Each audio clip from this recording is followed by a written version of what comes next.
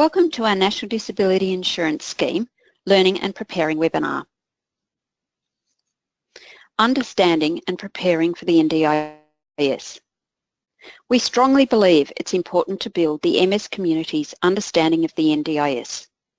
It's important that people with MS feel confident about how the scheme works, to understand how it may be relevant for them and how it may fit in and how they may fit into the scheme. The more information you have about the scheme, the more likely it will be that you have in place the supports and services that will help you to achieve your goals and aspirations.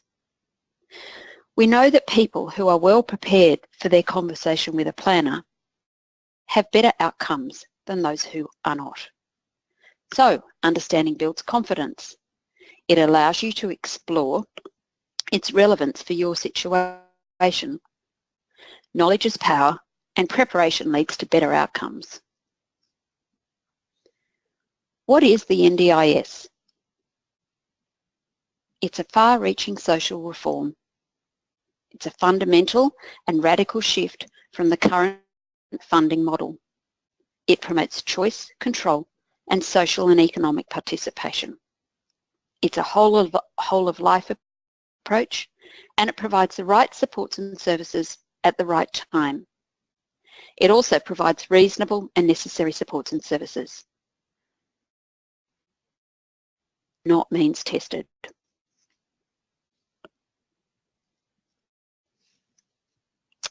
We have an engagement framework.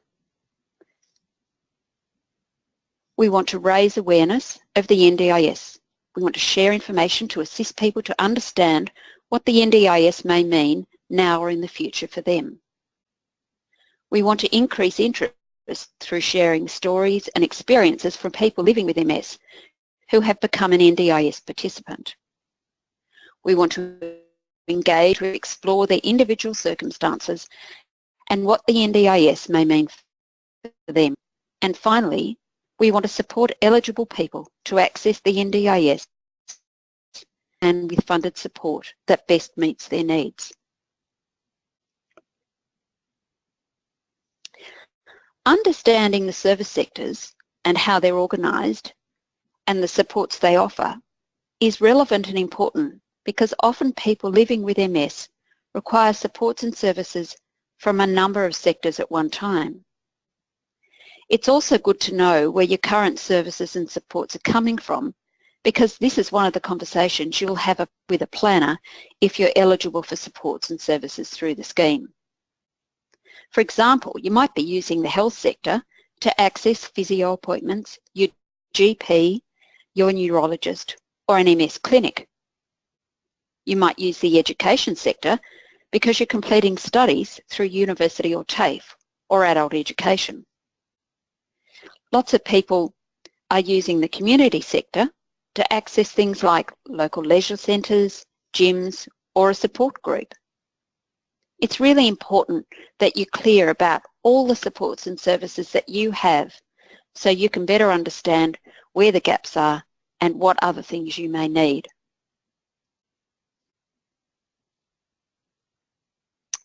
We've developed something called the MS checklist. It's become an integral tool to help people identify how their multiple sclerosis impacts them on a day-to-day basis. It assists to pinpoint what's important in your life and the support networks you have in place. The checklist also helps you to think about your goals and your aspirations and what barriers may exist in achieving these goals. We've been encouraging people living with MS to use the checklist to feel more prepared and confident in their planning conversation with their planner. This assists people to be confident to tell the planner how their MS symptoms impact on their day-to-day life, and it helps the planner to create a plan that will enable the best possible outcomes for you.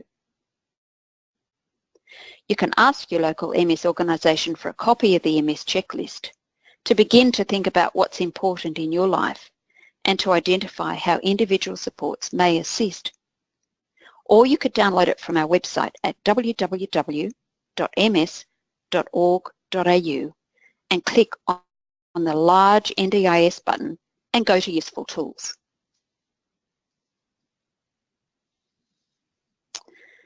I'd like to give you a story, actually two stories. The first one is Belinda's. Belinda's story is a good example of how someone living with MS is now accessing supports and services through the scheme because she was informed and supported by her local MS consultant to understand its relevance for her. Belinda was diagnosed with MS 15 years ago when she was 50. She has a very good network of support, including her partner and friends. She attends a local gym and she volunteers for Meals on Wheels. In a conversation with an MS consultant, Belinda said she hadn't approached the NDIA because she didn't see herself as disabled. The main effect of Belinda's MS is significant weakness down her left side. The MS consultant encouraged Belinda to look at the Access Checker on the NDIS website and make contact with the agency. Following a meeting with her planner, Belinda is now receiving domestic and garden assistance, some minor home modifications, and funding for a personalised exercise program. Belinda said she's very pleased with the outcome and that everyone at the agency has been professional and prompt. Maria's story. Maria is in her and her husband works full-time. Maria uses a wheelchair and needs quite a lot of assistance with personal care. Every day, Maria's husband comes home from work at lunchtime to prepare a meal for her, assist her with toileting and completing other household tasks. Maria is unable to leave the house without his assistance. This puts a lot of strain on them both and means that Maria is quite socially isolated.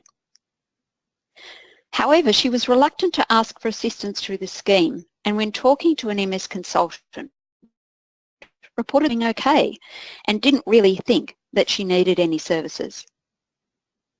After a number of conversations with us, Maria agreed to approach the agency to determine her eligibility.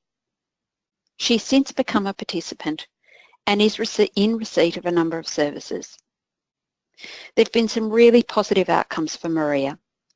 She and her husband now have the ability to strengthen their relationship as husband and wife, as his caring role has been relieved by the level of support she's now receiving.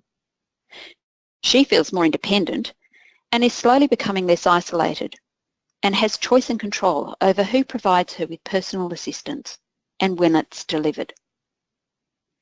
Maria's plan is helping her achieve her goals of becoming more independent. And at the same time, it's had a really positive effect for her husband, relieving some of the burden of care he felt, and it's giving them both peace of mind.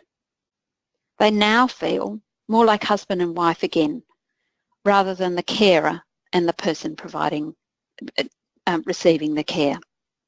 It's a really great outcome for Maria.